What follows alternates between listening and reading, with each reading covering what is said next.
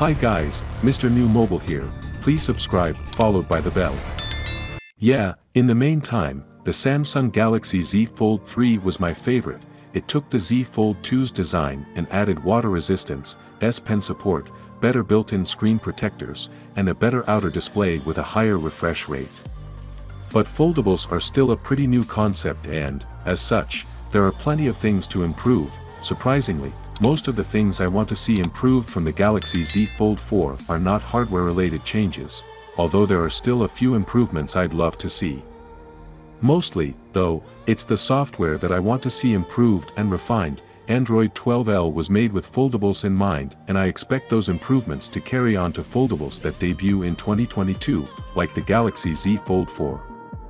There's little doubt that most Galaxy Fold users, no matter if that's Galaxy Fold 1, 2, or 3, would agree that they could go without the giant crease in the middle of their smartphone screen. I said the same thing on the Galaxy Z Flip 4 wish list for a reason. That crease needs to go. While Samsung significantly improved the look and feel of its displays on Z Fold phones over the past few years, the crease itself hasn't gotten any better.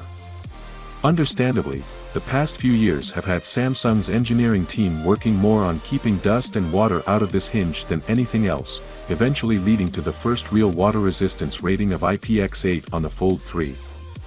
Now that this has been achieved, I'd love to see Samsung begin working on a hinge that doesn't leave a crease in the ultra-thin glass when the phone has been opened.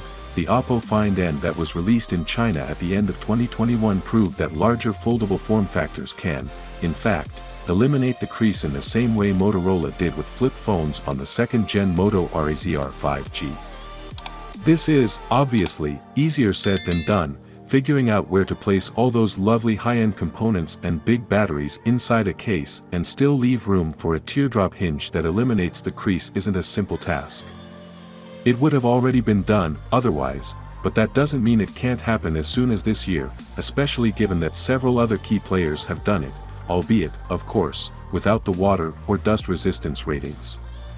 While you could argue that water resistance was the biggest upgrade from its predecessor, I think the Z Fold 3's biggest improvement was the inclusion of S Pen support. In a year where no new Galaxy Note model debuted, adding S Pen support was the single most important thing Samsung could have done.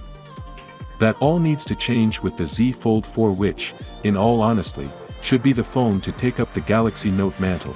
As a foldable phone that is shaped more like a notebook than anything else, this just makes sense.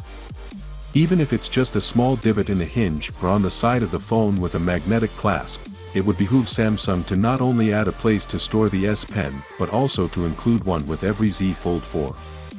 If we're going to lean into the Note's legacy of pushing cutting-edge specs and the next big form factor literally, Samsung might as well go all the way. Well, that is it guys. Without being said, let me know your thought in the comment below, and if you are new here, please subscribe, like the video, comment. Thanks for watching. See you on my next video. Peace out.